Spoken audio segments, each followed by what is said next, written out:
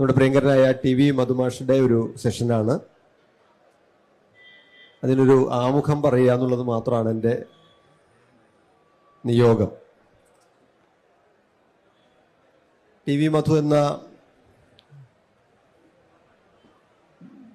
തത്വചിന്താ അധ്യാപകനെ, പ്രഭാഷകനെ ഞാൻ നിങ്ങൾക്ക് പരിചയപ്പെടുത്തേണ്ടതില്ല. അദ്ദേഹത്തെ കേൾക്കാൻ വേണ്ടി ദൂരെ നിന്ന് വരെ ഇവിടെ ആളുകൾ എത്തിയതായിട്ട് ഞാൻ നേരത്തെ മനസ്സിലാക്കി. ഞാനും അദ്ദേഹത്തിൻ്റെ ഒരു ശ്രോതാവാണ്, വായനക്കാരനാണ് കുറേ ആയിട്ട്. ഫിലോസഫി ഒരു നമുക്ക് പ്രവേശിക്കാൻ പറ്റാത്ത ഒരു രാവണൻ കോട്ടയായിട്ടൊക്കെ ഭയപ്പെട്ട് മാറി നിൽക്കുന്ന എന്നെ പോലെയുള്ളവർക്ക് തത്വചിന്താ പദ്ധതിയിലേക്ക് ഒരു സുഗമമായ വാതിൽ തുറന്നിടുന്ന ഒരു വ്യക്തിയായിട്ടാണ് എനിക്ക് TV മധുവിനെ അറിയുന്നത്. ഞാൻ അങ്ങനെയാണ് അദ്ദേഹത്തെ മനസ്സിലാക്കുന്നത്. ഡെക്കാർത്തിനെ പോലെയുള്ള വലിയ ചിന്തകന്മാരെ മധുമാഷ് മലയാളത്തിൽ പറയുമ്പോൾ നമുക്ക് കൂടി ഏറ്റവും അടുത്ത് നിൽക്കുന്ന ഒരു ഫിലോസഫറാണ് അദ്ദേഹം എന്ന് തോന്നിപ്പിക്കാനുള്ള ഭാഷയിലെ ലാളിത്യം മാത്രമല്ല, വലിയ ചിന്തകന്മാർ പറഞ്ഞത് എന്താണ് എന്ന് അതിൻ്റെ സത്തയെ പിടിച്ചെടുത്ത് അതിലൂടെ തൻ്റെ ധിഷണ കൂടി ചേർത്ത് അതിനൊരു മികച്ച ഒരു ഭാവനാരൂപമാക്കി മാറ്റുന്ന ഒരു പ്രഭാഷകനായിട്ടാണ് മധുമാഷ എനിക്ക് മനസ്സിലായിട്ടുള്ളത്. അദ്ദേഹത്തിൻ്റെ വചനവും മാംസവും പോലെയുള്ള പുസ്തകങ്ങൾ മാക്സിയൻ ചിന്തയുമായി നിസാർ അഹമ്മദുമായിട്ടൊക്കെ ചേർന്നിട്ട് അദ്ദേഹം നടത്തിയിട്ടുള്ള ആലോചനകൾ, നിരന്തരം അദ്ദേഹം ഇപ്പോൾ എഴുതിക്കൊണ്ടിരിക്കുന്ന മസ്തിഷ്കവും ആയിട്ട് ബന്ധപ്പെട്ട ആർട്ടിഫിഷ്യൽ ഇന്റലിജൻസുമായിട്ട് ബന്ധപ്പെട്ടുള്ള ലേഖനങ്ങളും പ്രഭാഷണങ്ങളും, ഇതൊക്കെ ഒരർത്ഥത്തിൽ മലയാളത്തിനൊരു പുതിയ കാര്യമാണ്. എൻ്റെ ഒരു അഭിപ്രായത്തിൽ അതൊരു പുതിയ കാര്യമാണ്, കൗതുകമുള്ള കാര്യമാണ്. ഒരുപക്ഷെ മലയാള ഭാഷയ്ക്ക് ഇതുവരെ ഉണ്ടായിരുന്ന ഒരു അഭാവത്തെ പൂരിപ്പിക്കുക കൂടിയാണ് അദ്ദേഹം ചെയ്യുന്നത്. തത്വചിന്തയിലൂടെ മലയാള ഭാഷയുടെ ഒരു അഭാവത്തെ പൂരിപ്പിക്കുക കൂടിയാണ് അദ്ദേഹം ചെയ്യുന്നത്. അതുകൊണ്ട് നിങ്ങളെപ്പോലെ തന്നെ അദ്ദേഹത്തെ കേൾക്കാൻ ഞാനും സകൗതുകം ഇവിടെ ഇരിക്കുകയാണ്. രണ്ട് ചെറിയ കാര്യങ്ങളാണ് ഇതിൻ്റെ തുടക്കമായിട്ട് ഞാൻ പറയാൻ ആഗ്രഹിക്കുന്ന കാര്യം. ഒന്ന്, ഒരു യന്ത്രം കഥ പറയുമ്പോൾ എന്നാണ് ഈ സെഷന്റെ പേര്. നമുക്കറിയാം ആർട്ടിഫിഷ്യൽ ഇന്റലിജൻസും സർഗാത്മകതയും ആയി ബന്ധപ്പെട്ട കാര്യമായിരിക്കും മധുമാഷ ഇവിടെ പറയുക എന്നാണ് ഞാൻ വിചാരിക്കുന്നത്. ഇന്നലെ ലോകത്തിലെ എല്ലാ പത്രങ്ങളും റിപ്പോർട്ട് ചെയ്തൊരു മരണമുണ്ട്. സുജിർ ബാലാജി എന്ന് പറയുന്ന ഇന്ത്യൻ വംശജനായിട്ടുള്ള അമേരിക്കൻ ടെക് എഞ്ചിനീയർ, ടെക് ഗവേഷകൻ, അദ്ദേഹത്തിന്റെ ഫ്ളാറ്റിൽ മരിച്ച നിലയിൽ കാണപ്പെട്ടു എന്നുള്ള വാർത്ത. സുജിർ ബാലാജി ഓപ്പൺ AI-യുടെ പ്രോജക്റ്റ് ആയിട്ടുള്ള ChatGPT-യുടെ പ്രോജക്റ്റിൽ ഉണ്ടായിരുന്ന ഗവേഷകനാണ്. 26 വയസ്സേ ഉള്ളൂ. വളരെ സമർത്ഥനായിട്ടുള്ള ഒരു ഗവേഷകനായിരുന്നു. ഈ ChatGPT-യുടെ അതിൻ്റെ പ്രവർത്തനത്തിൽ സജീവമായി പങ്കെടുത്തിട്ടുള്ള ഒരു ഗവേഷകനാണ് അദ്ദേഹം. പക്ഷേ അതിൽ നിന്ന് രാജിവെക്കുകയും ഈ AI, പ്രത്യേകിച്ചും ChatGPT-യുടെയും ഈ പറയുന്ന ഓപ്പൺ AI-യുടെയും നൈതികതയെക്കുറിച്ച്, നൈതിക നിരാകരണത്തെക്കുറിച്ച്, അവർ നടത്തുന്ന കണ്ടന്റ് കൊള്ളയെക്കുറിച്ച്, അതിനെക്കുറിച്ച് ദീർഘമായിട്ടുള്ള ലേഖനങ്ങൾ എഴുതാൻ തുടങ്ങി. ന്യൂയോർക്ക് ടൈംസിലൊക്കെ അഭിമുഖം കൊടുക്കാൻ തുടങ്ങി. അങ്ങനെ താൻ ജോലി ചെയ്ത ആ പ്രസ്ഥാനത്തിന്റെ അല്ലെങ്കിൽ ആ ഒരു നിർമ്മിത ബുദ്ധി എന്ന് പറയുന്ന കൺസെപ്റ്റിനെ, ആ സ്ഥാപനത്തെയാണ് പ്രധാനമായിട്ട് അദ്ദേഹം ഊന്നിയത്. അതിനെ എതിർത്തുകൊണ്ട് അദ്ദേഹം സംസാരിച്ചു. അതൊരു വലിയ ആശയമായിട്ട് രൂപം കൊണ്ടുവരുന്ന സമയത്താണ് ഇന്നലെ അദ്ദേഹം ആത്മഹത്യ ചെയ്തു എന്നാണ് ഇപ്പോഴത്തെ വിവരം. കൂടുതൽ വിവരങ്ങൾ അറിയാനിരിക്കുന്നേ ഉള്ളൂ. അപ്പോ നിർമ്മിത ബുദ്ധിയും സർഗാത്മകതയും ചേർന്ന് അദ്ദേഹം അവരുന്നയിച്ച പ്രധാനപ്പെട്ട ഒരു കാര്യം, വലിയ തരത്തിലുള്ള കണ്ടന്റ് കൊള്ള നടന്നിട്ടുണ്ടെന്നാണ്. അതായത് ഇന്റർനെറ്റിൽ ലഭ്യമായ വലിയ തരത്തിലുള്ള പകർപ്പവകാശമുള്ള അനേകം കണ്ടന്റുകൾ ഈ ChatGPT-യുടെ ട്രെയിനിങ്ങിന് വേണ്ടിയിട്ട്, അതിന് ChatGPT-യെ പരിശീലിപ്പിക്കാൻ വേണ്ടിയിട്ട് കൊള്ള ചെയ്തു എന്നാണ്. അതിന്റെ പേരിൽ പലരും ഇവർക്കെതിരെ, ഓപ്പൺ ഐക്കെതിരെ കേസ് കൊടുത്തിട്ടുണ്ട്. അമേരിക്കയിൽ വലിയ കേസുകൾ നടക്കുന്നുണ്ട്. ഇത്രയേ ഉള്ളൂ. ഈ AI-യുടെ ഈ വളർച്ചയുടെ ഭാഗത്ത് അത് വലിയ കോർപ്പറേറ്റുകൾ ചെയ്യുമ്പോൾ അതിന്റെ നൈതികതയെക്കുറിച്ച് സംസാരിക്കുന്നവർ വലിയ തരത്തിലുള്ള സംഘർഷം അനുഭവിക്കുന്നുണ്ട്. ഈ സംഘർഷം എന്നുള്ളത് വളരെ ചെറിയൊരു കാര്യമല്ല എന്നുള്ളതാണ് സുചീർ ബാലാജിയുടെ ഇന്നലത്തെ മരണം സൂചിപ്പിക്കുന്നത്. ഇത് ഒരു പോയിന്റ്. രണ്ടാമത്തെ കാര്യം, ഇന്ന് ഞാൻ മാതൃഭൂമിയിൽ വായിച്ചൊരു ലേഖനം,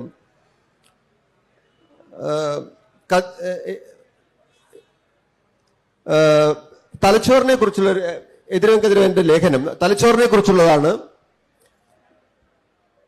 മനുഷ്യൻ മരിച്ചാലും, അതായത് പൾസ് നിന്നുപോയാലും നമുക്ക് വേണമെങ്കിൽ തലച്ചോറിനെ പുനരുജ്ജീവിപ്പിക്കാം എന്ന ഒരു പരീക്ഷണത്തിൽ ഭാഗികമായി യേൽ യൂണിവേഴ്സിറ്റിയിലെ പരിശീലകർ വിജയിച്ചിരിക്കുന്നുള്ളൊരു വാർത്തയാണ് അതിലുള്ളത്. 5 മണിക്കൂർ മുമ്പ് വെട്ടിമാറ്റപ്പെട്ട ഒരു പന്നിയുടെ തലയിലേക്ക് ജീവലായനി ഇഞ്ചക്ട് ചെയ്തിട്ട് ആ തലച്ചോർ പ്രവർത്തിപ്പിക്കാൻ സാധിച്ചു. മനുഷ്യരിലേക്ക് കൂടി അത് അപ്ലൈ ചെയ്യാൻ സാധിക്കും. ആ നിലയ്ക്ക് മരിച്ചു പോയ ഒരാളെ കൂടി നമുക്ക് വീണ്ടും വേണമെങ്കിൽ തലച്ചോറ് പുനരുജ്ജീവിപ്പിക്കാൻ സാധിക്കും എന്നുള്ള ഒരു നിഗമനമാണ് അതിനകത്തുള്ളത്. ഞാനിത് രണ്ടും പറയാൻ കാരണം, ഇത് രണ്ടും സമീപസ്ഥമായിട്ടുള്ള 2 കാര്യങ്ങളാണ്. എങ്ങനെയാണ് സർഗാത്മകതയും, നമ്മുടെ ഒരു ഭാഗത്ത് തലച്ചോറിനെ പുനരുജ്ജീവിപ്പിക്കാൻ ശ്രമിക്കുന്നു, മറ്റൊരു ഭാഗത്ത് ഈ തലച്ചോറ് മറ്റൊരു യന്ത്ര തലച്ചോറിന് അടിമയായി ജീവിക്കേണ്ടുന്ന ഒരു അവസ്ഥയിലേക്ക് മനുഷ്യർ പോകുന്നു. ഇതിനിടയിൽ പെട്ട് നിൽക്കുന്ന സങ്കീർണമായൊരു വിഷയമാണ് യഥാർത്ഥത്തിൽ മധുമാഷ്ക്ക് ഇവിടെ സംസാരിക്കാനുള്ളത്. പക്ഷെ മാഷ് അത് വളരെ മനോഹരമായിട്ട് നമുക്ക് പറഞ്ഞു തരും എന്ന് ഞാൻ വിചാരിക്കുന്നു. എനിക്കതാണ് അനുഭവം. ഞാൻ യന്ത്രം കഥ എഴുതുമ്പോൾ എന്ന ഈ മനോഹരമായ വിഷയത്തെക്കുറിച്ച് സംസാരിക്കാൻ വേണ്ടിയിട്ട് പ്രിയങ്കരനായ മധുമാഷ്ക്ക് ഞാൻ മൈക്ക് കൈമാറുന്നു.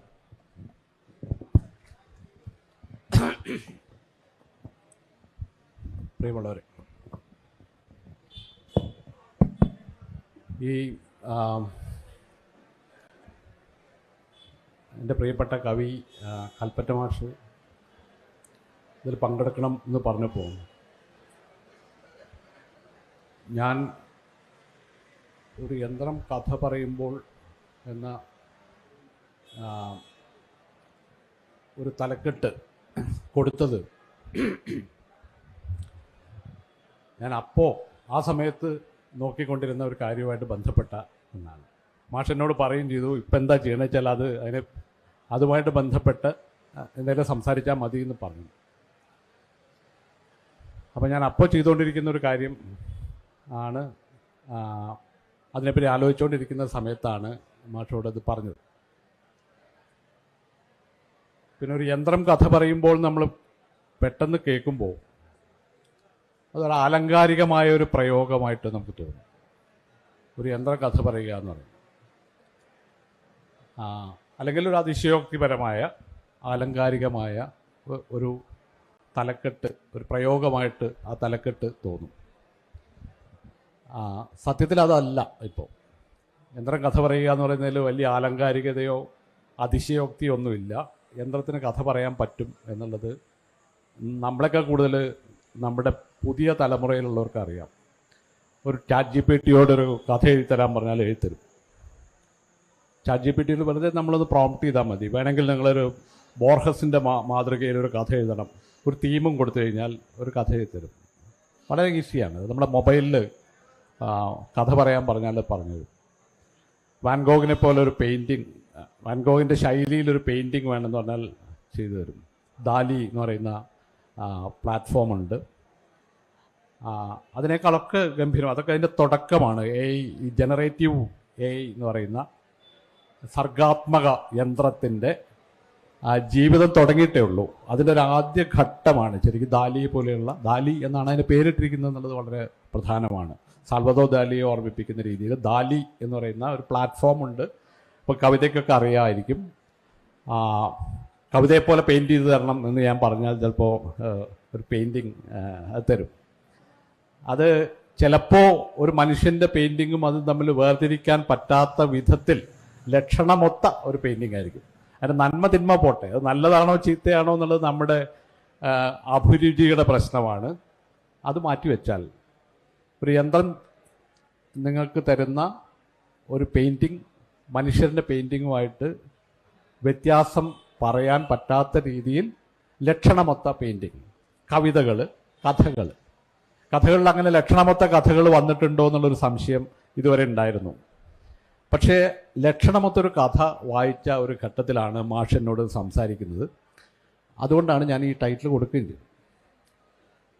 ഈ 2023 ഫ്രാൻസിൽ ഒരു നോവല് പ്രസിദ്ധീകരിക്കപ്പെട്ടു. ഒരു സാമാന്യം വലുപ്പമുള്ള ഒരു നോവല് പ്രസിദ്ധീകരിക്കപ്പെട്ടു. ഫ്രഞ്ച് ഭാഷയിലാണ് അത് പ്രസിദ്ധീകരിക്കപ്പെട്ടത് ആദ്യം. ഇംഗ്ലീഷ് ഭാഷയിൽ അത് വന്നിട്ടുണ്ട്.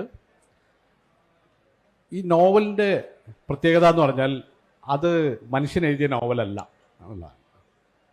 ഒരുപക്ഷെ ആദ്യമായിട്ട്, ചരിത്രത്തിൽ ആദ്യമായിട്ട് ഒരു മെഷീൻ എഴുതിയ നോവലാണ് പബ്ലിഷ് ചെയ്യപ്പെട്ടത്. 2023 അതായത് ഒരു വർഷം മുമ്പാണ്. ആ നോവല് ഒരു കുറ്റാന്വേഷണ കഥയാണ്, ഒരു മർഡർ മിസ്റ്ററി കഥയാണ്. വേണമെങ്കിൽ അഗത ക്രിസ്റ്റിയുടെയൊക്കെ ഒരു മാതൃകയിൽ എഴുതപ്പെട്ട ഒരു മർഡർ ഒരു കുറ്റാന്വേഷണ കഥയാണ്. ലക്ഷണമൊത്ത ഒരു കുറ്റാന്വേഷണ കഥയാണ് ഈ പുറത്തു വന്നത്. യന്ത്രം എഴുതിയ കഥ പുറത്തു വന്ന ഒരു സമയത്താണ് ഞാൻ യന്ത്രം കഥ എഴുതുമ്പോൾ എന്ന് പറയാൻ. ഈ നോവല് നോക്കിക്കഴിഞ്ഞാൽ സാധാരണ നിലയ്ക്ക് ആ ജോണറിൽ വരുന്ന നോവലുകൾക്കുള്ള അതിൻ്റെ ലക്ഷണങ്ങളൊക്കെയുള്ള ആ സസ്പെൻസും അതിൻ്റെ എല്ലാ ഘടകങ്ങളുമുള്ള, നിങ്ങളെ വായിപ്പിക്കുന്ന, അടുത്ത പേജിലേക്ക് നിങ്ങളറിയാതെ തന്നെ നമ്മളറിയാതെ തന്നെ പോകുന്ന രീതിയിലുള്ള എല്ലാ സസ്പെൻസും നിലനിർത്തിക്കൊണ്ടുള്ള ഒരു നോവലാണ് ഇത്.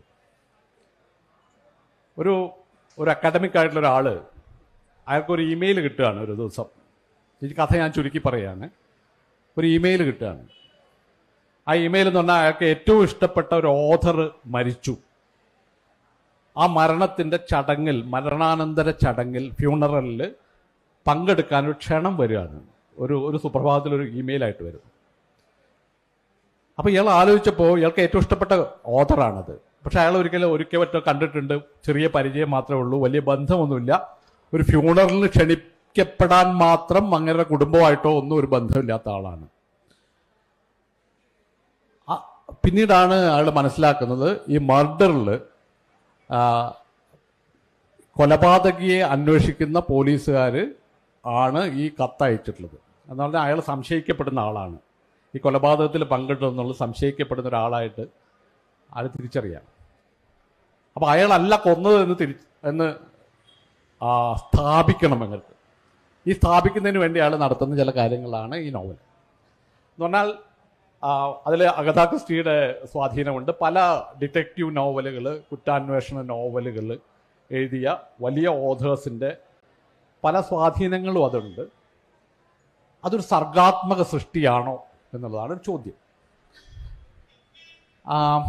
സാധാരണ നിലയ്ക്ക് നമ്മൾ പറയാതെ ഒരു മെഷീൻ എഴുതിയതാണ്, വളരെ യാന്ത്രികമായ ഒരു പ്രക്രിയയാണ് മെഷീൻ്റെ രചന എന്ന് പറയുന്നത്. ഇത് യാന്ത്രികമായ ഒന്നേ ആവുള്ളൂ, അത് സർഗാത്മകമാവില്ല എന്നാണ് നമ്മൾ സാധാരണ പറയുന്നത്. ഒരു തമാശയുള്ളത്, ഈ നോവലിൻ്റെ പേര് ഡെത്ത് ഓഫ് എൻ ഓഥർ എന്നാണ്. ഡെത്ത് ഓഫ് ദ ഓഥർ എന്ന് പറയുന്ന ബാർത്തിൻ്റെ ലേഖനം എല്ലാവർക്കും അറിയാം. ഈ നോവലിൻ്റെ പേര് death of N author, death of an author, death of the author അല്ല, ഡെത്ത് ഓഫ് എൻ ഓഥർ. കഥ അതാണ്, ഒരു ഓഥറിൻ്റെ മരണമാണ്. സ്റ്റീഫൻ മാർഷെ എന്ന് പറയുന്ന ഒരാളാണ് ഈ നോവൽ എഴുതിയത് എന്ന് പറയാൻ വേണമെങ്കിൽ സത്യത്തിൽ അയാളല്ല എഴുതുന്നത്, മെഷീനാണ് എഴുതുന്നത്. 95% മെഷീനാണ് എഴുതിയിട്ടുള്ളത്. 5% മാത്രമേ അതിൽ പ്രോംപ്റ്റിൻ്റെ ഭാഗം ഉള്ളൂ. അതായത് നിങ്ങൾ ഇന്ന അധ്യായം എഴുതുമ്പോൾ ഇങ്ങനെ ചെയ്യണം എന്ന് പ്രോംപ്റ്റ് ചെയ്യുന്ന അത് 5% മാത്രമേ ഉള്ളൂ. 95% മെഷീൻ എഴുതിയിട്ടുള്ളതാണ്. ഒരു യന്ത്രം എഴുതിയ കഥയാണ് നിങ്ങളുടെ മുമ്പിലുള്ളത്. മാർഷെ എന്ന് പറയുന്ന ആള് പക്ഷേ അതിൽ ഉപയോഗിച്ച തൂലികാ നാമം മഷിൻ എന്നാണ്, മർഷിൻ എന്നാണ്. മർഷെ എന്ന് പറയുമ്പോൾ അത് മനുഷ്യനാണ്. ഇത് എഴുതിയത് ഞാൻ മാത്രമല്ല എന്നല്ല, ഞാനല്ല എന്നുള്ളത് കൊണ്ട് മർഷെ എന്നുള്ളത് മർഷിൻ എന്നുള്ള പേരിലാണ് ഈ നോവല് പുറത്തു വന്നത്. സ്വാഭാവികമായിട്ടും ഇവിടെ വലിയൊരു പ്രശ്നം, ഇത് സത്യത്തിൽ വലിയ അത്ഭുതമൊന്നുമില്ല. ഒരു നമുക്ക് ചിലപ്പോൾ മുതിർന്ന തലമുറയിൽപ്പെട്ട ആളുകൾക്കൊക്കെ ചിലപ്പോൾ ഒരു അത്ഭുതം ഉണ്ടാകുമെങ്കിൽ പോലും യുവതലമുറയിൽപ്പെട്ട ഇപ്പം അവനോട് ചോദിച്ചാൽ ചിലപ്പോൾ ഇതിൽ വലിയ അത്ഭുതമൊന്നുമില്ല എന്ന് പറയും. കാരണം ഒരു കഥ എഴുതാൻ ChatGPT നിങ്ങൾ ഇപ്പം എനിക്ക് വേണമെങ്കിൽ മെറ്റയോട് ഒരു കഥ എഴുതി തരാൻ പറഞ്ഞാൽ എഴുതിത്തരും. അത് നല്ല കഥയാണോ എന്നുള്ളതൊക്കെ വേറെ കാര്യം, പക്ഷെ എഴുതിത്തരും എന്നുള്ളത് സത്യമാണ്. അത് ലക്ഷണമൊത്ത കഥയാവില്ല ചിലപ്പോൾ. ഇതൊരു ലക്ഷണമൊത്ത കഥയായിട്ട് അംഗീകരിക്കപ്പെട്ട ഒന്നാണ് എന്നുള്ളതുകൊണ്ടാണ് ഞാൻ ഈ ഡെത്ത് ഓഫ് എൻ ഓഥർ എന്ന് പറയുന്നത് നിങ്ങളുടെ മുമ്പിൽ അവതരിപ്പിക്കാൻ ശ്രമിച്ചത്. അപ്പം ഈ മെഷീൻ എഴുതിയ അല്ലെങ്കിൽ മാർഷ്യൻ എഴുതിയിട്ടുള്ള ഡെത്ത് ഓഫ് എൻ ഓഥർ എന്ന് പറയുന്ന നോവല് നമ്മളുടെ മുമ്പിൽ വലിയൊരു വെല്ലുവിളി ഉണ്ടാക്കുന്നുണ്ട്. കാരണം നമ്മൾ ഇതുവരെ എന്ന് പറയുന്ന ഈ ദിവസം വരെയല്ല, കുറച്ചു കാലം മുമ്പ് വരെ നമ്മൾ സർഗാത്മകതയെ കണ്ടിരുന്നത് യന്ത്രത്തിൻ്റെ മറുപക്ഷത്ത് നിൽക്കുന്ന ഒന്നായിട്ടാണ്. യന്ത്രവും സർഗാത്മകതയും വെള്ളം കിടക്കാത്ത രണ്ട് അറകളായിട്ട് അപ്പുറത്തും ഇപ്പുറത്തും നിൽക്കുകയാണ്. യാന്ത്രികമാവുക എന്ന് പറഞ്ഞാൽ സർഗാത്മകമാവാതിരിക്കുക എന്നാണ്, സർഗാത്മകമാവുക എന്ന് പറഞ്ഞാൽ യാന്ത്രികമാവാതിരിക്കുകയാണ്. ഇത് പരസ്പര വിരുദ്ധമായ രണ്ട് കാര്യങ്ങളാണ് യന്ത്രവും സർഗാത്മകതയും. ഈ ഒരു അതിർത്തിയാണ് ഇവിടെ ഭേദിക്കപ്പെടുന്നത്. ഞാനിത് പറയുമ്പോൾ ഇത് എല്ലാവരുടെയും നെറ്റി തുളിയും എന്നെനിക്കറിയാം. ഇതെങ്ങനെയാണ് സർഗാത്മകതയാവുക എന്നുള്ള ചോദ്യമുണ്ട്, ഞാൻ അതിലേക്ക് വരാം. ഈ അതിർത്തി ഭേദിക്കപ്പെട്ട ഒരു പ്രധാനപ്പെട്ട ഒരു ചരിത്ര സന്ദർഭമായിട്ട് ഈ ഡെത്ത് ഓഫ് എൻ ഓഥർ എന്ന് പറയുന്ന ഈ നോവലിനെ കാണാൻ ഞാൻ ആഗ്രഹിക്കുകയാണ്. ഇതുപോലെ ഒരുപാടുണ്ട്. ഇപ്പം ദാലി എന്ന് പറയുന്ന പ്ലാറ്റ്ഫോം അങ്ങനെയായിരിക്കും, ചിലപ്പോൾ ChatGPT തന്നെ അങ്ങനെയാണ്. കാരണം ജനറേറ്റീവ് AI എന്ന് പറയുന്ന പുതിയ സമ്പ്രദായം തന്നെ വന്നിട്ടുള്ളത് നിങ്ങൾ റൂൾ ഗവേൺഡ് ആയിട്ടുള്ളൊരു സിസ്റ്റമാണ് യന്ത്രം എന്നാണ് പഴയ സങ്കല്പം. ഒരു ലോജിക്കൽ സിസ്റ്റം, അത് it functions according to some rules. ചില നിയമങ്ങൾക്കനുസരിച്ച് പ്രവർത്തിക്കുന്ന ഒന്നിനെയാണ് നമ്മൾ യന്ത്രം എന്ന് പറയുന്നത്.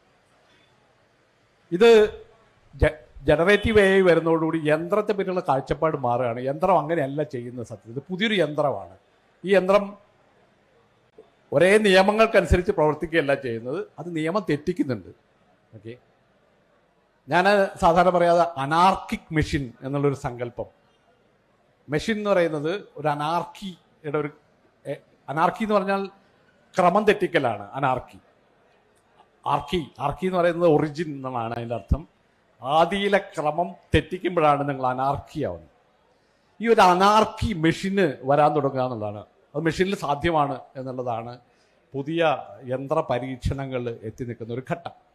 അതായത് നിങ്ങൾ ദാലിയെ പോലെ പെയിന്റ് ചെയ്യാൻ പറഞ്ഞാൽ, അല്ലെങ്കിൽ പെയിന്റിങ്ങിന്റെ ഹിസ്റ്ററി മുഴുവൻ നിങ്ങൾ ദാലിയിൽ ഫീഡ് ചെയ്തിട്ടുണ്ട് ഓൾറെഡി. നമുക്ക് എല്ലാവർക്കും അറിയാം. അത് കുറ്റാന്വേഷണ കഥകളുടെ മുഴുവൻ ജോണറും ഈ മെഷീൻ ഓൾറെഡി ഫീഡ് ചെയ്യപ്പെട്ടിട്ടുണ്ട്. പ്രോഗ്രാംഡ് ആയിട്ടുള്ള ഒന്നാണ്.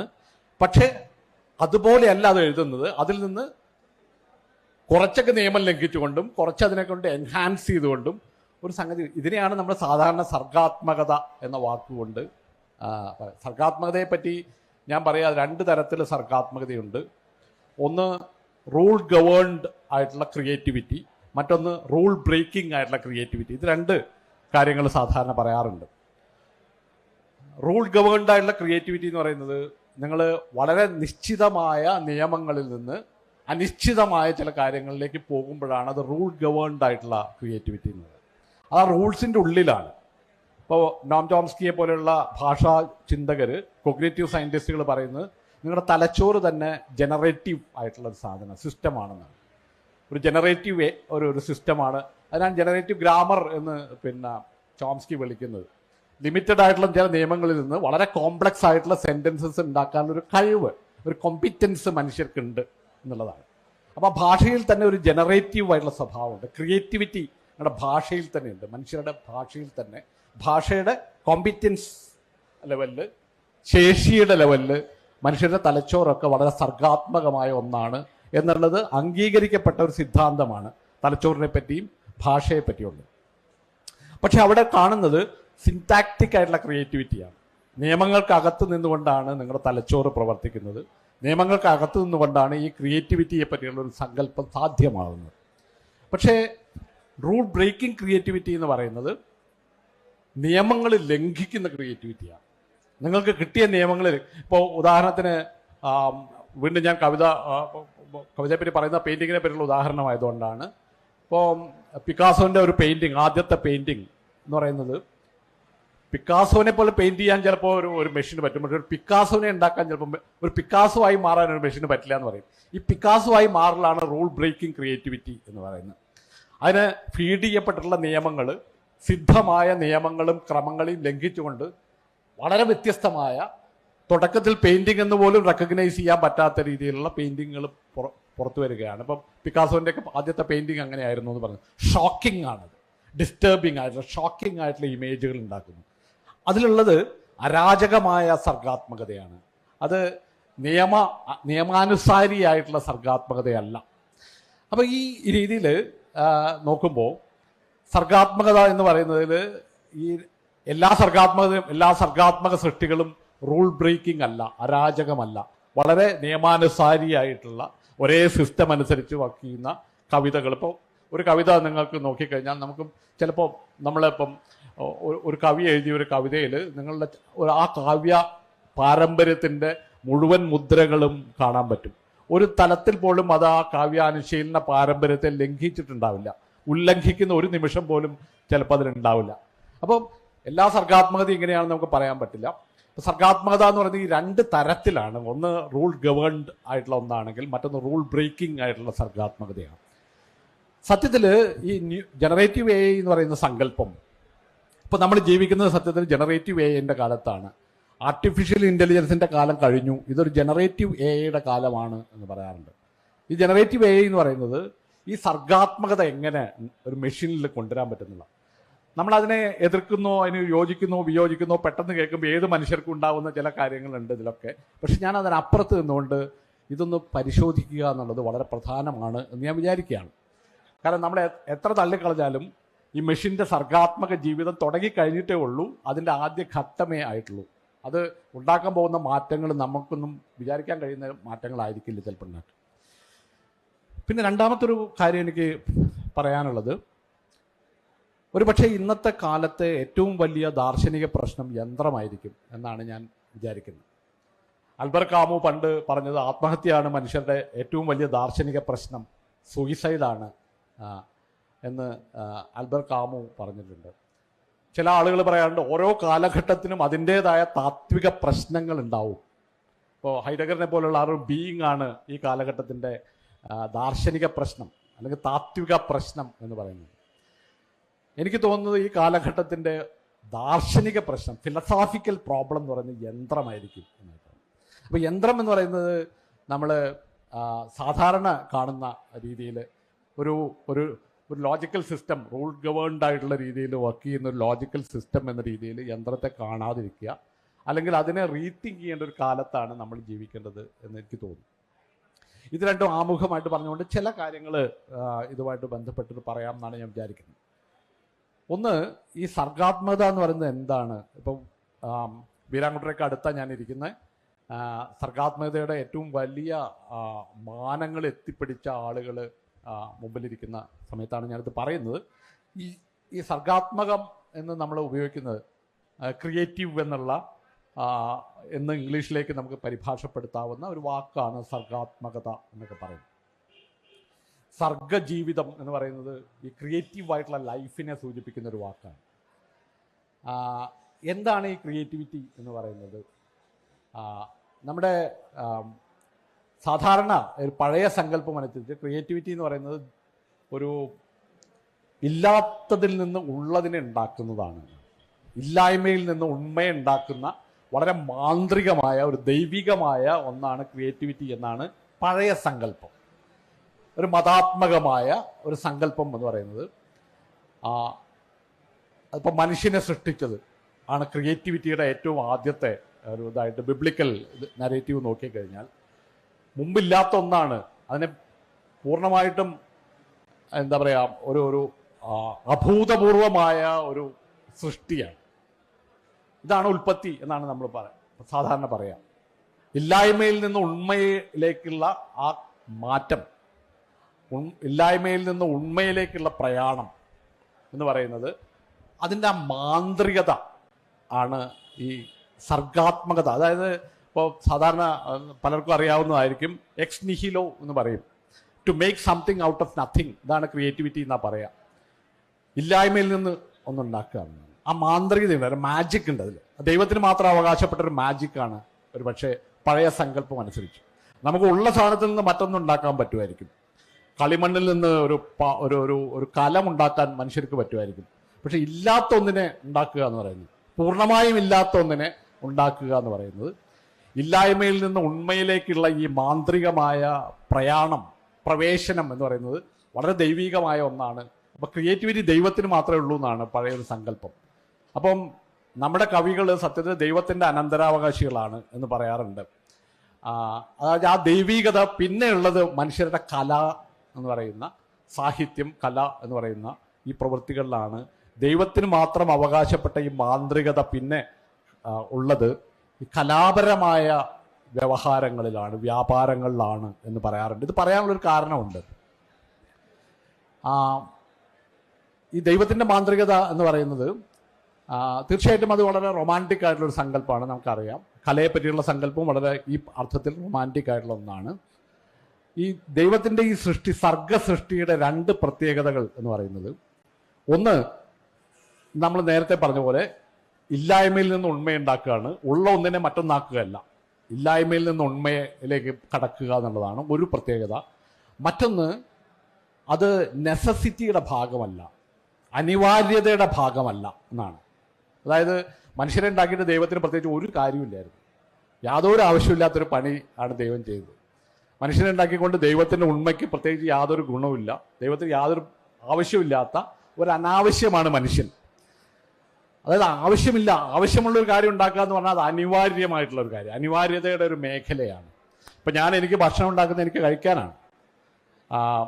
ഞാൻ എന്തെങ്കിലും ഉണ്ടാക്കുന്ന എൻ്റെ ജീവിതം നിലനിർത്താൻ വേണ്ടിയാണ് എന്ന് പറഞ്ഞാൽ അനിവാര്യതയാണ്, നെസസിറ്റിയുടെ മണ്ഡലമാണ്. ഇപ്പോൾ ഉദാഹരണത്തിന് പ്രൊട്ടക്ഷൻ എന്ന് പറയുന്നത്, മനുഷ്യരുടെ പ്രൊട്ടക്ഷനിൽ ഇതേപോലെ നിങ്ങൾ ഇല്ലാത്ത ഒന്നിനെ ഉണ്ടാക്കുന്നുണ്ട്, പക്ഷെ അതിൽ അനിവാര്യതയാണുള്ളത്, ഫ്രീഡം അല്ല ഉള്ളത്. ദൈവത്തിൻ്റെ ക്രിയേറ്റിവിറ്റിയിലുള്ളത് ലീലാപരത എന്ന് നമ്മൾ സാധാരണ വിളിക്കാറുള്ള പ്ലേഫുൾനെസ് ആണ്. കാരണം you are doing something just for the sake of it എന്നുള്ളതാണ്. അല്ലാണ്ട് എനിക്കെന്തെങ്കിലും ആവശ്യത്തിന് വേണ്ടിയല്ല. അവിടെ മാത്രമേ ഈ ദൈവത്തിൻ്റെ ദൈവികമായ ക്രിയാത്മകതയുടെ രണ്ട് വശങ്ങൾ, ഒന്ന് ഈ പറഞ്ഞ ഇല്ലായ്മയിൽ നിന്ന് ഉണ്മയിലേക്കുള്ള മാന്ത്രികമായ പ്രവേശനമാണെങ്കിൽ, മറ്റൊന്ന് അതിൻ്റെ ലീലാപരതയാണ്, അല്ലെങ്കിൽ പ്ലേഫുൾനെസ് ആണ്, അല്ലെങ്കിൽ ഫ്രീഡമാണ്. ഓക്കെ, നെസസിറ്റിയിൽ നിന്ന് പുറത്തു നിന്നിട്ടാണ് ഈ ക്രിയ ദൈവം നടത്തിയത് എന്നാണ് പറയുന്നത്. ഇത് രണ്ടും ഉള്ള ഒരു മേഖലയായിട്ട് പിന്നെ നമ്മൾ കാണുന്നത് കലയും സാഹിത്യത്തെയും നോവലിനെയും എഴുത്തിനെയും ഒക്കെയാണ്. കാരണം ഇത് പണ്ട് മുതലുള്ള സങ്കല്പമാണ്. ഉദാഹരണത്തിന് ഇപ്പം ഗ്രീക്ക് കാലത്തെ യവന ശില്പങ്ങൾ നോക്കിക്കഴിഞ്ഞാൽ, യവന ശില്പങ്ങൾ ഉണ്ടാക്കിയതൊക്കെ അടിമകളാണെന്ന് നമുക്കറിയാം. അടിമകളാണ് ഇത് മുഴുവൻ ഉണ്ടാക്കിയിട്ടുള്ളത്. പക്ഷെ അടിമയ്ക്കല്ല ആ സർഗാത്മകത നമ്മൾ ചാർത്തി കൊടുക്കുക. കാരണം അടിമ എന്താ ചെയ്തത്? ജീവിതായോധനത്തിന് വേണ്ടി അത് ചെയ്യുക ചെയ്തത്. ഒരു ശില്പം ഉണ്ടാക്കുക അയാൾ ജീവിക്കാൻ വേണ്ടി ചെയ്യുന്ന ഒരു കാര്യമാണ്. നെസസിറ്റിയാണ് അയാളുടെ പ്രൊട്ടക്ഷനിൽ. അല്ല, പ്രൊട്ടക്ഷൻ എന്ന് പറയുന്നത്, പ്രൊട്ടക്ടിവിറ്റി എന്ന് പറയുന്നത് അവിടെ നെസസിറ്റിയുടെ ഭാഗമാണ്. അവിടെ അടിമയല്ല ശില്പി, ശില്പി വേറൊരാളാണ്. ഈ നെസസിറ്റിയിൽ നിന്ന് പുറത്ത് കടന്ന് ഇതിനെ ഡിസൈൻ ചെയ്തിട്ടുള്ള ഒരാളെയാണ് നമ്മൾ ശില്പി എന്ന് വിളിക്കുക. സർഗാത്മകത നമ്മൾ ചാർത്തി കൊടുക്കുക അവിടെയാണ്. അതിൻ്റെ യുക്തി ഇതാണ്, ഞാൻ നേരത്തെ ഈ പറഞ്ഞ ഇതാണ്. സർഗാത്മകത ഒരിക്കലും നെസസിറ്റിയുടെ മണ്ഡലത്തിൽ നിന്നുണ്ടാവുന്നതല്ല. അതിൻ്റെ ഫ്രീഡത്തിൻ്റെ, പ്ലേഫുൾനെസ്സിൻ്റെ ഒരു മേഖലയാണ് സർഗാത്മകത എന്നുള്ളതാണ് നമ്മുടെ സങ്കല്പം. ഇതാണ് ഇപ്പം ഞാൻ പിന്നെ യന്ത്രത്തിൻ്റെ പ്രവേശത്തോടു കൂടി ആകെ കോംപ്ലിക്കേറ്റഡ് ആയി മാറുന്ന ഒരു അവസ്ഥയാണ് സർഗാത്മകതയെ പറ്റിയുള്ള ഈ കാഴ്ചപ്പാടുകൾ എന്ന് പറയാൻ കാരണം. ഇതിൽ ആലോചിക്കേണ്ട ഒരു കാര്യം, ഈ നമ്മളെ ഈ ക്രിയേറ്റിവിറ്റിയെ പറ്റി, സർഗാത്മകതയെ പറ്റിയുള്ള ഈ ഒരു കാഴ്ചപ്പാട്, ഈ കാഴ്ചപ്പാടിൻ്റെ പല തലങ്ങൾ ഉണ്ട്. നമുക്ക് അധികം സമയമില്ലാത്തതുകൊണ്ട് ഞാൻ അതിൻ്റെ മുഴുവനിലേക്ക് പോകുന്നില്ല. ചെറിയ 2-3 കാര്യങ്ങൾ കൂടി പറഞ്ഞുകൊണ്ട് ഞാൻ പിന്നെ വല്ല ചോദ്യങ്ങളുണ്ടെങ്കിൽ അതിലേക്ക് കിടക്കാം. നമ്മൾ നേരത്തെ പറഞ്ഞ ഇതിൽ ഒരു പ്രധാനപ്പെട്ട ഒരു ആശയമായിട്ട് എനിക്ക് അവതരിപ്പിക്കാം. ഞാനത് മുഴുവനായിട്ട് ചിന്തിച്ച് ഒരു യുക്തിയുക്തമായ ഒരു പ്രഭാഷണം അവതരിപ്പിക്കാനെന്നല്ല വന്നിട്ടുള്ളത്. എനിക്ക് തോന്നിയിട്ടുള്ളൊരു കാര്യം, ഈ ആദ്യം പറഞ്ഞ കാര്യം, അപ്പം നമ്മളെ എന്താ സാധാരണ പറയുക, ഈ ആദ്യം പറഞ്ഞ യുക്തിയിലാണ് നമ്മൾ മൃഗത്തെ അപ്പുറത്ത് നിർത്തുക. അതായത് മനുഷ്യനെ പറ്റിയുള്ള എല്ലാ നിർവചനങ്ങളുടെയും ഒരു സ്വഭാവം എന്ന് പറഞ്ഞാൽ അതിൻ്റെ അപ്പുറത്ത് നമ്മളൊരു മൃഗത്തെ കൊണ്ട് കെട്ടും. എന്നിട്ട് ആ മൃഗത്തെ ചൂണ്ടിയിട്ടാണ്, അവിടെ റാഷണാലിറ്റി ഇല്ല, ഇവിടെ റാഷണാലിറ്റി ഉണ്ട്, അവിടെ സോഷ്യൽ അല്ല, ഇവിടെ സോഷ്യലാണ്, അത് പൊളിറ്റിക്കൽ അല്ല, ഇത് പൊളിറ്റിക്കലാണ്. അവിടെ ക്രിയേറ്റിവിറ്റി ഇല്ല, ഇവിടെ ക്രിയേറ്റിവിറ്റി ഉണ്ട്. ഏത് നിർവചനങ്ങളിലും നിങ്ങൾ അതിർത്തിക്ക് പുറത്ത് ഒരു മൃഗം നിന്ന് മേയുന്നതായിട്ട് കാണും. ഇതിന് സാധാരണ നമ്മൾ പറയാം, നമ്മൾ പുറത്ത് ഒരു സാധനത്തെ നിർത്തിയിട്ട് മാത്രമേ അകത്തെ നമുക്ക് നിർവചിക്കാൻ പറ്റൂ. മനുഷ്യൻ ഇതാണെന്ന് പറയണമെങ്കിൽ മനുഷ്യന് പുറത്ത് നിങ്ങൾക്ക് ചൂണ്ടാൻ ഒരു മൃഗം അപ്പുറത്തുണ്ടാവണം. അപ്പോൾ പട്ടിയൊക്കെയാണ് നമ്മൾ സാധാരണ ചൂണ്ട. ആ പട്ടിക്കില്ലാത്ത ചില കാര്യങ്ങൾ കൽപ്പറ്റ പറഞ്ഞിട്ടുണ്ട്. പട്ടി സ്വയം മൃഗമാണെന്നേ മറന്നുപോയി എന്നാണ് കൽപ്പറ്റയുടെ കവിത. ഒക്കെ മനുഷ്യന്റെ ഒപ്പം നടന്ന് മൃഗമാണെന്നേ മറന്നുപോയൊരു ജീവിയാണ് പട്ടി എന്ന് പറയും. ഈ പട്ടികളുടെ ഒരു പ്രത്യേകത എന്ന് പറഞ്ഞാൽ മനുഷ്യരുടെ ഉദാഹരണമായി ജീവിച്ച് വാലാട്ടി ഒക്കെ അങ്ങനെ ജീവിക്കാൻ വിധിക്കപ്പെട്ട ഒരു ജീവിയാണ് പട്ടികൾ എന്നെനിക്ക് തോന്നിയിട്ടുണ്ട്. ആ പട്ടിയുടെ ആ ദുരവസ്ഥ ഇപ്പൊ യന്ത്രത്തിനാണ്. നിങ്ങൾ പട്ടിയെ മാറ്റി നിങ്ങൾ യന്ത്രത്തെ വെച്ചു. ഈ മനുഷ്യനെ നിർവചിക്കാൻ നിങ്ങൾക്ക് മനുഷ്യന് പുറത്ത് നിൽക്കുന്ന ഒരു യന്ത്രം എപ്പോഴും ഉണ്ട്. മനുഷ്യൻ സർഗാത്മകമാണ്. നോക്കൂ, മൃഗത്തിന് സർഗാത്മകത അല്ല, യന്ത്രത്തിന് സർഗാത്മകതയില്ല. അപ്പൊ ഇതില് നടത്തുന്ന ഒരു പ്രോസസ്സ് എന്താണ് സത്യത്തിൽ, അത് നമ്മൾ പരിശോധിക്കേണ്ട ഒരു കാര്യമാണെന്ന് എനിക്ക് തോന്നുന്നു. ഈ ഒരു ചിന്തക ഉപയോഗിച്ചൊരു വാക്കുണ്ട്, തിയറിയിൽ ഉപയോഗിക്കുന്ന ഒരു വാക്ക് അബ്ജക്ഷൻ എന്ന് പറയുന്നൊരു വാക്കുണ്ട്. ജൂലിയ ക്രിസ്തേവ എന്ന് പറയുന്ന ഒരു ഫെമിനിസ്റ്റ് തിങ്കർ ഉപയോഗിച്ചിട്ടുള്ള ഒരു സങ്കല്പമാണ് അബ്ജക്ഷൻ എന്ന് പറയുന്നത്. ഒബ്ജക്റ്റ് അല്ല, അബ്ജക്റ്റ് ആണ്. ABJECTION. ഈ അബ്ജക്ഷൻ എന്ന് പറയുന്ന ഞാനത് ഈ ഒരു സന്ദർഭത്തിൽ ഇതിനു വേണ്ടി ഉപയോഗിക്കുകയാണ്. മെഷീൻ നമ്മുടെ ഒരു അബ്ജക്റ്റ് ആണ് എന്നാണ് എനിക്ക് തോന്നുന്നത്. ഈ അബ്ജക്റ്റ് എന്ന് പറയുന്നതിന്റെ പ്രത്യേകത എന്ന് പറഞ്ഞാൽ നിങ്ങളുടെ ഉള്ളിലുള്ളതിനെ പുറത്തേക്ക് വരുമ്പോൾ അതിനോട് കാണുന്ന ഒരു അവേർഷനാണ്. നിങ്ങളിൽ നിന്ന് പുറത്ത് വന്നപ്പോൾ എൻ്റെ തുപ്പലിനോട് എനിക്ക് കാണുന്ന ഒരു അവേർഷൻ, ഒരു ഓക്കാനം എന്ന് പറയും. ഓക്കാനം വലിയൊരു ഫിലോസോഫിക്കലി ലോഡഡ് ആയിട്ടുള്ളൊരു വാക്കാണ്. നോവലിലും നമുക്കറിയാം നൗസിയ എന്നൊക്കെ പറയുന്നത്. നിങ്ങളുടെ ഉള്ളിൽ നിന്ന് പുറത്തു വന്നതാണ് സത്യത്തിൽ നിങ്ങളുടെ വിസർജ്യം എന്ന് പറയുന്നത്. നിങ്ങളുടെ തുപ്പല്, നിങ്ങളുടെ ശരീരത്തിൽ നിന്ന് അറുത്ത് മാറ്റപ്പെട്ട ഒരു ബോഡിയുടെ ഒരു കഷ്ണം കാണുമ്പോൾ നിങ്ങൾക്കുണ്ടാവുന്ന പ്രകോപനമുണ്ട്. അത് കാണുമ്പോൾ ഉണ്ടാവുന്ന ഒരു അവേർഷനുണ്ട്. അതിനെ എത്രയും പെട്ടെന്ന് ഒഴിവാക്കണം. ഒരു മരിച്ച ശരീരം കാണുമ്പോൾ അതിനെ എത്രയും പെട്ടെന്ന് ഒഴിവാക്കണം. ആദ്യം സങ്കടമൊക്കെ ഉണ്ടാവും, പക്ഷെ എത്രയും പെട്ടെന്ന് ഒഴിവാക്കണം. അത് എൻ്റെ ജീവിതത്തിൻ്റെ ഒരു ബാക്കിയാണ്. എന്നിൽ നിന്ന് പുറത്തു പോയ ഒരു അവശിഷ്ടമാണ്. ആ അവശിഷ്ടം എന്നെ ഹൊറിഫൈ ചെയ്യുന്ന, പേടിപ്പിക്കുന്ന, എന്നെ അറപ്പുളവാക്കുന്ന ഒരു പ്രസൻസ് ആയിട്ട് നിങ്ങളുടെ മുമ്പിൽ നിൽക്കുകയാണ്. സത്യത്തിൽ മൃഗത്തോടുള്ള മനുഷ്യൻ്റെ ഈ ആറ്റിറ്റ്യൂഡിൽ ഈ ഒരു അബ്ജക്ഷൻ ഉണ്ട് എന്ന് പറയാറുണ്ട്. കാരണം മൃഗം എന്ന് പറഞ്ഞാൽ എൻ്റെ ജന്തു സ്വഭാവമാണ് മൃഗം. ഞാൻ തന്നെയാണ് ഈ മൃഗം എന്ന് പറയുന്നത്. ഞാൻ അതിൻ്റെ ഭാഗമാണ്. ജന്തു പ്രകൃതിയുടെ ഭാഗമായ ഞാൻ മൃഗത്തെ കാണുന്ന എനിക്ക് പുറത്ത് ഞാൻ തുപ്പിക്കളഞ്ഞ ഒന്നായിട്ടാണ്. എൻ്റെ ഒരു തുപ്പലായിട്ടാണ്. ഞാൻ വിസർജിച്ച ഒന്നായിട്ടാണ്. എൻ്റെ ഒരു കഫമായിട്ടാണ്. അതിനോട് എനിക്ക് കാണുന്ന ഒരു അറപ്പ്, ഒരു പക്ഷേ അറപ്പ് മാത്രമല്ല, പ്രകോപനമുണ്ടാക്കുന്ന ഒരു സാന്നിധ്യമാണ് പലപ്പോഴും മൃഗം. അതുകൊണ്ട് മൃഗത്തെ വെച്ചുകൊണ്ട് നിങ്ങൾ എപ്പോഴും എനിക്ക് പുറത്തു പോയ ഒരു സംഗതി വെച്ചുകൊണ്ടാണ് ഞാൻ എന്നെ ഡിഫൈൻ ചെയ്യാറുള്ളത്. ഇതേ യുക്തി, അബ്ജക്ഷൻ്റെ ഒരു യുക്തി നമ്മൾ മെഷീനോടും കാണിക്കുന്നുണ്ട്. മെഷീൻ സത്യത്തിൽ എന്താണെന്നുള്ളത് ഒരു പാവപ്പെട്ട ജീവിയാണ് മെഷീൻ എന്നാണ് ഞാൻ പറയാം. വളരെ പാവപ്പെട്ട ഒരു ജീവിയാണ് അത്. ക്ഷമിക്കണം, ഈ മനുഷ്യരായി നടക്കേണ്ടി വന്ന യന്ത്രങ്ങൾ എന്നൊരു കുറിപ്പ് ഞാൻ എഴുതിയിട്ടുണ്ടായിരുന്നു. ഈ AI എന്ന് പറയുന്നത് മനുഷ്യരായി നടക്കേണ്ടി വന്ന പാവം യന്ത്രങ്ങളാണ്. കഴുതകളായി നടക്കേണ്ടി വന്ന കുതിരകൾ പോലെ ഒരു ജീവിയാണ്, ഒരു പാവം ജീവിയാണ് ജനറേറ്റീവ് AI എന്നാണ് ഞാൻ പറയാം. കാരണം എന്താ വെച്ചാൽ സത്യത്തിൽ നിങ്ങൾ തന്നെയാണ് ഈ യന്ത്രം എന്ന് പറയുന്നത്. അതാണ് നമ്മുടെ ഒരു പ്രശ്നം. നമ്മൾ യന്ത്രത്തെ എപ്പോഴും അപ്പുറത്ത് നിർത്തുകയാണ്. ഒരു അതിർത്തിക്ക് അപ്പുറത്ത് നിർത്തിയിട്ട്, അത് നേരത്തെ മൃഗത്തെ നിർത്തുന്ന പോലെ നിർത്തിയിട്ട് നിങ്ങൾ അതിന് ചൂണ്ടിയിട്ട് നിങ്ങൾ സ്വയം നിർവചിക്കുകയാണ്. നിങ്ങൾ യാന്ത്രികമല്ല, നിങ്ങൾ പൊളിറ്റിക്കലാണ്, നിങ്ങൾ സോഷ്യലാണ്. ഇത് കാണിക്കാനുള്ളൊരു ഉദാഹരണമായിട്ട് ഒരു പാവം യന്ത്രത്തിനെ പിടിച്ച് അതിർത്തിക്ക് പുറത്ത് നിർത്തിയിട്ട് ഇങ്ങനെ ഡിഫൈൻ ചെയ്തുകൊണ്ടിരിക്കുമ്പോൾ നമ്മൾ ആലോചിക്കുന്ന ഒരു കാര്യം, സത്യത്തിൽ ഈ പുറത്താക്കിയത് ഞാൻ എന്നിൽ നിന്ന് പുറത്താക്കിയ ഒരു സാധനമാണിത്. എൻ്റെ തലച്ചോറ് യാന്ത്രികമായി പ്രവർത്തിക്കുന്ന ഒരു സാധനമാണ്. അതാണ് ഞാൻ നേരത്തെ വീരാൻകുട്ടി നേരത്തെ പറഞ്ഞ തലച്ചോറിനെ പറ്റിയിട്ടുള്ള ഒരു കുറിപ്പ് എഴുതിയിട്ടുണ്ട്. എൻ്റെ തലച്ചോറ് എന്താണ് സത്യത്തിൽ വളരെ യാന്ത്രികമായി പ്രവർത്തിക്കുന്ന ഒരു സാധനമാണ്. മെഷീൻ ലൈക്ക് എന്ന് നമ്മൾ പറയും. നിയമാനുസൃതമായി പ്രവർത്തിക്കുക. എൻ്റെ ഹൃദയം ഞാൻ പ്രവർത്തിപ്പിക്കുന്ന ഒരു സാധനമല്ല. എൻ്റെ ഹൃദയം എന്ന് പറയുന്നതിൽ തന്നെ തെറ്റുണ്ട്. എനിക്കതിൽ ഒരു ഓണർഷിപ്പും ഇല്ല. അത് പ്രവർത്തിക്കുന്നുണ്ട് അവിടെ. എൻ്റെ ബ്രെയിൻ പ്രവർത്തിക്കുന്നുണ്ട്, എൻ്റെ നാഡികൾ പ്രവർത്തിക്കുന്നുണ്ട്.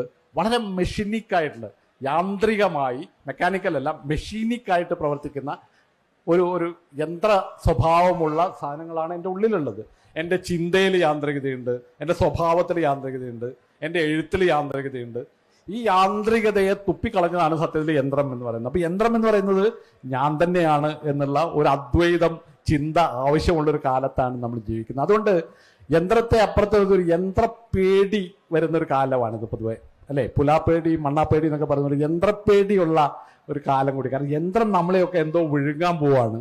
ഈ യന്ത്രങ്ങൾ നമ്മുടെ സർഗാത്മകത മുഴുവൻ പിന്നെ നശിപ്പിക്കാൻ പോകുന്ന ഒരു സാധനമാണ്. അത് കവിത എഴുതുന്നു, കഥ എഴുതുന്നു, പെയിന്റ് ചെയ്യുന്നു. ഇനി മനുഷ്യരുടെ സർഗാത്മകതയെ മുഴുവൻ നശിപ്പിക്കുന്ന ഈ ഹോളിവുഡ് സിനിമകളിലൊക്കെ വന്നിട്ടുള്ള യന്ത്രം ഒരു വലിയ ഭൂതത്തിന്റെ സ്വഭാവമാണ് യന്ത്രങ്ങൾക്ക് ഉള്ളത്. എന്ന് പറഞ്ഞാൽ ഒരു അന്യലോകത്തു നിന്ന് വരുന്ന ഒരു ഭീമാകാരമായ മനുഷ്യനെ നശിപ്പിക്കാൻ പോകുന്ന ഒരു ജീവിയായിട്ടാണ് യന്ത്രത്തെ ഹോളിവുഡ് സിനിമകൾ. ഇപ്പോൾ യന്ത്രങ്ങളോടുള്ള സിനിമാറ്റിക് ആയിട്ടുള്ള സമീപനത്തിൽ കുറെ മാറ്റം വന്നിട്ടുണ്ട്. യന്ത്രങ്ങൾ മനുഷ്യരുടെ ഇടയിൽ ജീവിക്കാൻ തുടങ്ങിയിട്ടുണ്ട്. ഇപ്പോൾ പണ്ട് അങ്ങനെയല്ല, ഏലിയനാണ്, പുറത്തുനിന്ന് വരുന്ന സാധനമാണ്. ഈ യന്ത്രങ്ങൾ മാനവരാശിയെ മുഴുവൻ, മനുഷ്യരുടെ സിവിലൈസേഷനെ മുഴുവൻ നശിപ്പിക്കുന്ന ഒന്നാണ് യന്ത്രം എന്നുള്ള രീതിയിലുള്ള ഒരു യന്ത്രപ്പേടിയുടെ കാലത്ത് സത്യത്തിൽ യന്ത്രവും സർഗാത്മകതയും തമ്മിലുള്ള ബന്ധത്തെ പറ്റിയുള്ള പുനർവിചിന്തനങ്ങൾ ആവശ്യമുള്ള ഒരു കാലമാണ് എന്നാണ് ഞാൻ വിചാരിക്കുന്നത്. അതുകൊണ്ടാണ് ഞാനിത് ഈ ഒരു അവതരണത്തിൽ ഈ ഒരു വിഷയം പ്രത്യേകിച്ച് കലാകാരന്മാരും എഴുത്തുകാരും ഒക്കെ ധാരാളമുള്ള കലാകാരികളും ഒക്കെ ധാരാളം ഉള്ള ഒരു സ്ഥലത്ത് ഇത് പറയുന്നത് വളരെ പ്രധാനമായിരിക്കും എന്ന് തോന്നിയതുകൊണ്ടാണ് ഞാനിത് ഇവിടെ അവതരിപ്പിക്കാൻ തയ്യാറായത്. ഇതുമായിട്ട് ബന്ധപ്പെട്ട എന്തെങ്കിലും ചോദ്യങ്ങളും ഒക്കെ ആയിട്ട് ഉണ്ടെങ്കിൽ നമുക്ക് കൂടുതൽ സംസാരിക്കാം. Thank you.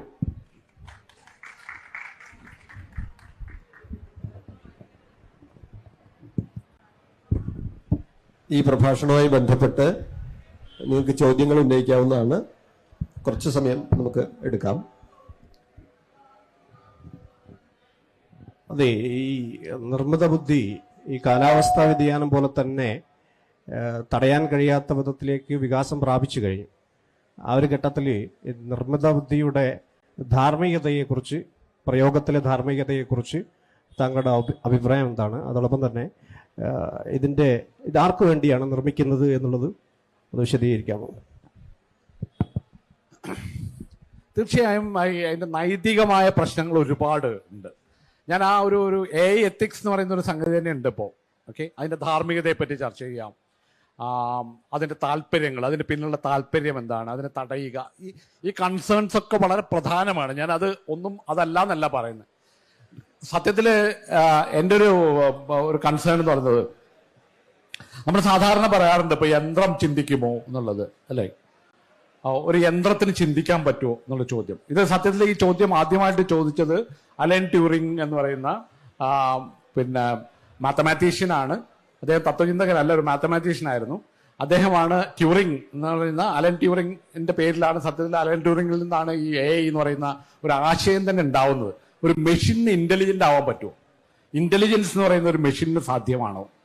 തിങ്കിങ് എന്ന് പറയുന്ന ഒരു മെഷീനിന് സാധ്യമാണോ എന്നുള്ളതായിരുന്നു അലൻ ട്യൂറിംഗ് 1949 പബ്ലിഷ് ചെയ്തിട്ടുള്ള പേപ്പറിന്റെ ആദ്യത്തെ സെന്റൻസ് തന്നെ കാൻ മെഷീൻസ് തിങ്ക് എന്നുള്ളതാണ്. ഇത് സത്യത്തിൽ ഇത് വളരെ പ്രധാനപ്പെട്ട ഒരു ചോദ്യമാണ്. മനുഷ്യ സിവിലൈസേഷൻ, അതുകൊണ്ടാണ് ഞാൻ പറഞ്ഞത് നമ്മുടെ കാലഘട്ടത്തിൽ ഏറ്റവും പ്രധാനപ്പെട്ട ചോദ്യം മെഷീനായിരിക്കും, അല്ലെങ്കിൽ പ്രശ്നം യന്ത്രമായിരിക്കും എന്ന് പറയുന്നത്. ഇത് പക്ഷെ എൻ്റെ ഒരു ടേക്ക് അതിലുള്ളത്, ഈ ചോദ്യം സത്യത്തിൽ പിന്നെ മനുഷ്യൻ ചോദിക്കേണ്ട ചോദ്യം അല്ലാതെ ഒരു മെഷീൻ നമ്മളോട് ചോദിക്കേണ്ട ചോദ്യമാണെന്ന് ഞാൻ പറയാം. കാരണം നമ്മൾ മനുഷ്യൻ ചിന്തിക്കുന്നുണ്ടോ എന്നുള്ള ചോദിക്കേണ്ടത്. മെഷീൻ നമ്മളോട് ചോദിക്കുന്ന ഒരു ചോദ്യം, നമ്മൾ മെഷീൻ ഇന്റലിജന്റ് ആണോ എന്ന് ചോദിക്കുമ്പോൾ ഒരു മെഷീന് ബുദ്ധി ഉണ്ടെങ്കിൽ മെഷീൻ തിരിച്ചു ചോദിക്കേണ്ട ചോദ്യം സത്യത്തിൽ നിങ്ങൾ ഇന്റലിജന്റ് ആണോ എന്നുള്ളതാണ്, അല്ലെങ്കിൽ നിങ്ങൾ ചിന്തിക്കുന്നുണ്ടോ എന്നാണ്.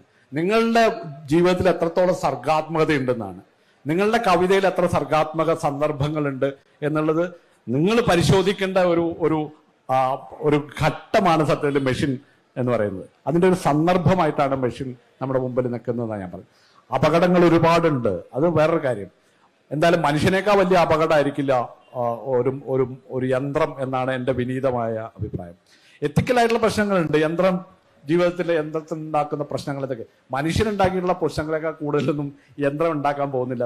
അതുകൊണ്ട് യന്ത്രത്തെ കാണുന്ന സമീപനം, യന്ത്രത്തോടുള്ള ഈ സമീപനം എന്ന് പറയുന്നത് മാറ്റേണ്ട ഒരു കാലമായി എന്ന് ഇത് ഒരു പക്ഷേ ഒരു ചർച്ചയ്ക്കുള്ള വിഷയമായിട്ട് അവതരിപ്പിക്കുകയാണ്. ഞാനൊരു യുക്തിയുക്തമായി അവതരിപ്പിച്ച ഒരു പ്രഭാഷണമായിട്ടോ ഒരു പ്രബന്ധമായിട്ടോ നിങ്ങളിതിനെ കാണേണ്ടതില്ല.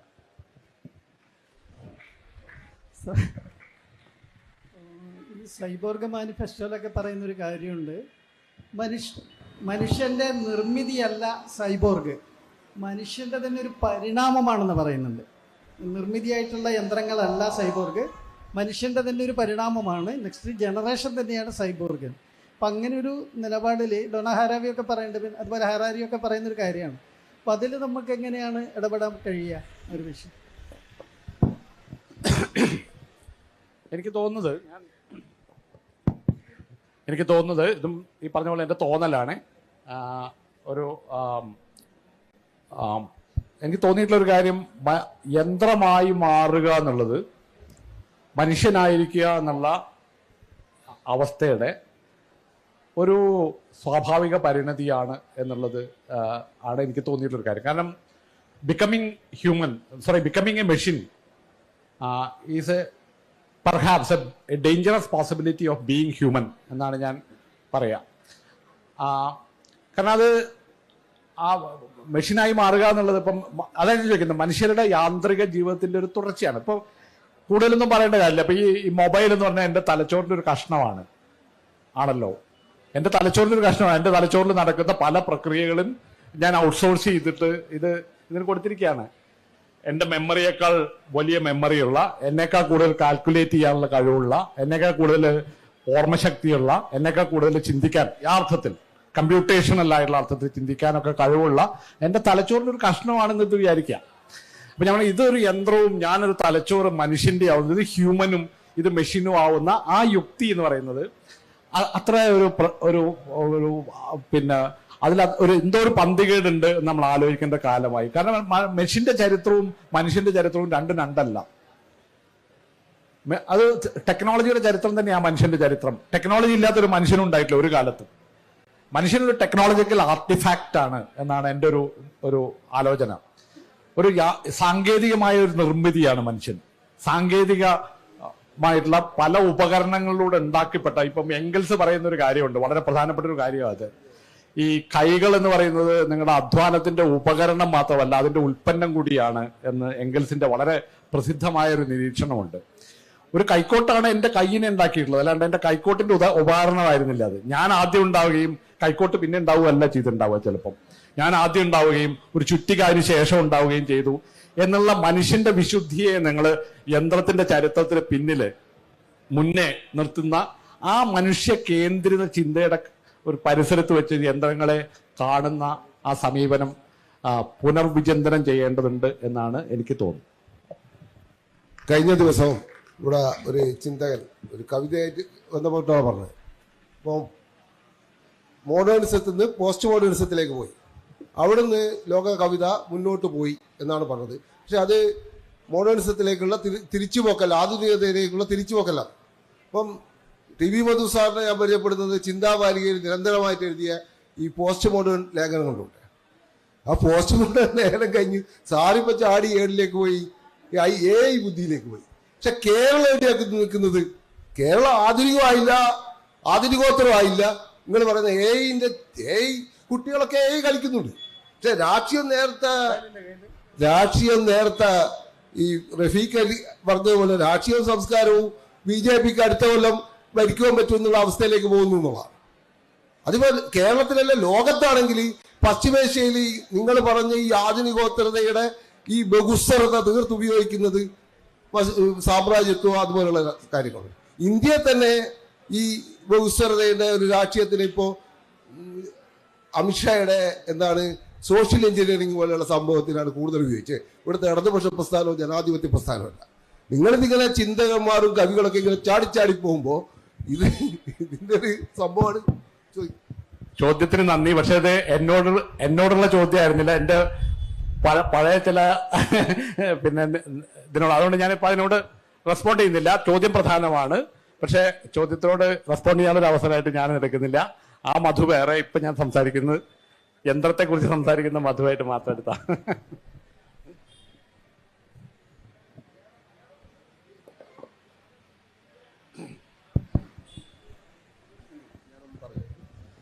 ഈ വളരെ വിജ്ഞാനപ്രദമായ ഒരു സെഷനായിരുന്നു ഇത്. ഞാനൊരു കാര്യം കൂടി മധുഭാഷയോട് ചോദിച്ചുകൊണ്ട് ഇത് അവസാനിപ്പിക്കാമെന്നാണ് വിചാരിക്കുന്നത്.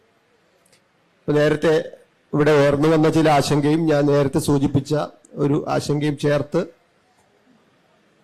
ഈ കണ്ടന്റ് മിമിക്രി എന്ന് പറയുന്ന ഒരു ആശയം, അതായത് ഈ ChatGPT അടക്കമുള്ള പ്ലാറ്റ്ഫോം ചെയ്യുന്നത് വലിയ എഴുത്തുകാരുടെ പ്രതിഭാശാലികളുടെ കണ്ടന്റിനെ എടുത്തിട്ട് അതിനെ അപ്രസക്തമാക്കുന്ന രീതിയിൽ അതിന്റെ മിമിക്രി ചെയ്യുക, അതിന്റെ മിമിക് ചെയ്യുക, അതിനെ അനുകരിക്കുക. എന്നിട്ട് ഒരു കയോസ് ഉണ്ടാകും, ഒരുതരം ഏതാണ് ശരിയായത്, ഏതാണ് ഒറിജിനൽ, ഏതാണ് ഒറിജിനൽ അല്ലാതെ. ഇങ്ങനെ സാഹിത്യത്തിന്റെ മണ്ഡലത്തിലും കലയുടെ മണ്ഡലത്തിലും അങ്ങനെ ഒരു സംഗതി സൃഷ്ടിക്കപ്പെടുന്നതിന്റെ ഒരു പേടിയാണ് ഇപ്പോൾ ഒരുപാട് പേര് ഉന്നയിക്കുന്നത്. പ്രധാനമായിട്ടും ഒന്ന് പകർപ്പവകാശത്തിന്റെ പ്രശ്നങ്ങൾ ധാരാളം ഉണ്ട്, അതിനപ്പുറം ഇങ്ങനെ ഒരു ഭയം കൂടി അതിന്റെ കൂടെ ഉണ്ട്. അപ്പൊ അതുകൂടി എങ്ങനെയാണ് നമ്മൾ അഡ്രസ് ചെയ്യേണ്ടതെന്ന് ഒരു ചോദ്യം ആണ് ഞാൻ ഉന്നയിക്കുന്നത്. അതുകൂടി നമുക്കിത് അവസാനിപ്പിക്കാം സാറിന്റെ മറുപടിയോട് കൂടി. അങ്ങോട്ട് പറഞ്ഞ കാര്യം വളരെ പ്രധാനമാണ്. അതിന്നും അതുകൊണ്ട് അതാണ് ഞാൻ പറഞ്ഞത്, എത്തിക്കലായിട്ടുള്ള ഒരു ഭാഗം അതിലുണ്ട്. ഇപ്പം പല വലിയ സമരങ്ങൾ നടക്കുകയാണ് പല സ്ഥലങ്ങളിലും. അതായത് ഈ അവരുടെ ഒറിജിനൽ ആയിട്ടുള്ള സാധനങ്ങൾ മോഷണം എന്ന പേരില്ലാതെ ഏറ്റെടുത്തുകൊണ്ടിരിക്കുക. അപ്പൊ ചെയ്യുന്നത് മുഴുവൻ മറ്റു പലരുടെയും വക്കാണ്. അത് വളരെ പ്രധാനപ്പെട്ടതാണ്. പക്ഷേ അവിടെ അതാണ് ഞാൻ ചോദിക്കുന്നത്, ആ യന്ത്രം നിങ്ങളോട് ചോദിക്കാൻ പോണത് നിങ്ങളിൽ എത്ര അനുകരണമല്ലാത്ത ക്രിയേറ്റിവിറ്റി നിങ്ങളിലുണ്ട് എന്നൊരു യന്ത്രം നമ്മളോട് ചോദിക്കുന്നതായിട്ട് നമ്മൾ മനസ്സിലാക്കുക. കാരണം നമ്മളൊരു സോഷ്യലി പ്രോഗ്രാംഡ് ആയിട്ടൊരു മെഷീനാണ് മനുഷ്യൻ. സോഷ്യലി പ്രോഗ്രാംഡ് ആയിട്ടുള്ളൊരു മെഷീൻ, പലതരത്തിൽ പ്രോഗ്രാം ചെയ്യപ്പെട്ട ഒന്നാണ്. ഞാൻ എഴുതുന്നതിലും ഈ പറഞ്ഞ പോലെ ഉണ്ടാവാതിരിക്കാം. ഓക്കെ, ഞാൻ അതിനെ സർഗാത്മകം എന്ന് പറയുകയും ഒരു മെഷീന്റെ ഇതിനെ ഒരു പാവം മെഷീനായി ചെയ്യുമ്പോൾ അത് വളരെ മനുഷ്യവിരുദ്ധമായ ഒന്നാണ് എന്ന് പറയുകയും ചെയ്യുന്നത് അതുകൊണ്ടാണ് ഞാൻ ചോദിക്കുന്നത്. ആ ചോദ്യം നമ്മൾ സ്വയം ചോദിക്കേണ്ട ഒരു ചലഞ്ചാണത്. ഒരു മനുഷ്യന്റെ മുമ്പിൽ ഒരു ചലഞ്ചാണത്, ഒരു വെല്ലുവിളിയാണ് ഈ ചോദ്യം. അപ്പോൾ അതുകൊണ്ടാണ് ഞാൻ പറയുന്നത് അതും കൂടിയാലും വെക്കേണ്ടതുണ്ട്. നമ്മുടെ ഈ കൺസേൺ എനിക്കുണ്ട്. എനിക്കുണ്ടെന്ന് മാത്രമല്ല, ഇത് എഴുത്തുകാർക്ക് മാത്രമല്ല, ഇപ്പൊ സിനിമാ രംഗത്തുള്ള ആളുകൾ. ഇപ്പൊ സത്യത്തിൽ ഇപ്പൊ ഒരു മോഹൻലാലും മമ്മൂട്ടിക്കും ഇനി ഉണ്ടാവാൻ പറ്റില്ല എന്നാ പറയുന്നത്. കാരണം മോഹൻലാലിനെയോ മമ്മൂട്ടിയുടെയോ അല്ലെങ്കിൽ വേറെ ഏതെങ്കിലും ഒരു നടന്റെയോ മുഴുവൻ സൂക്ഷ്മഭാവങ്ങളും ഒരു സ്റ്റുഡിയോയിൽ വെച്ചിട്ട് ഒപ്പിയെടുത്തു കഴിഞ്ഞാൽ പിന്നെ അയാൾ മരിച്ചാലും നിങ്ങൾക്ക് ഒരു മോഹൻലാലിനെ ഉണ്ടാക്കാൻ പറ്റുന്ന രീതിയിൽ ടെക്നോളജി വളർന്നു കഴിഞ്ഞു. അപ്പോൾ അഭിനേതാക്കളുടെ ഒരു വലിയ കൺസേൺ ഇപ്പൊ എന്താ വെച്ചാൽ അഭിനേതാക്കൾ ആവശ്യമില്ല എന്നുള്ളതാണ് ഇനി വരാൻ പോകുന്നത്. തിരക്കഥ ആവശ്യമില്ല. ഇതൊക്കെ വേണമെങ്കിൽ തിരക്കഥ ഒരു മെഷീനിന് ഒരു തിരക്കഥ കൊടുക്കാൻ നിസ്സാരമായിട്ട് കഴിയും. ചിലപ്പോൾ ഉജ്ജ്വലമായ ഒരു തിരക്കഥയാവുകയും ചെയ്യും. ഈ കൺസേൺസ് ഒക്കെ ഉണ്ടെങ്കിലും അത് നമ്മൾ അഡ്രസ് ചെയ്യേണ്ടത് നമ്മളുടെ ഈ മനുഷ്യ കേന്ദ്രിത വാദത്തിന്റെ അതിന്റെ ഒരു പരിസരത്ത് നിന്നുകൊണ്ട് അതിനെ അഡ്രസ് ചെയ്യുന്നതുകൊണ്ട് ഒന്ന് ഗുണമുണ്ടാവില്ല, രണ്ടോ കൊണ്ട് കാര്യം ഉണ്ടാവില്ല. കാരണം ടെക്നോളജി ഇത് മുന്നോട്ട് പോവുക തന്നെയാണ് ചെയ്യുന്നത്. അപ്പൊ അവിടെയാണ് നമ്മൾ സ്വയം പുനർവിചിന്തനത്തിന്റെ ഒരു ഘട്ടമായി ഒരു വെല്ലുവിളിയായിട്ട് ഇത് എടുക്കണം എന്ന് ഞാൻ പറയും.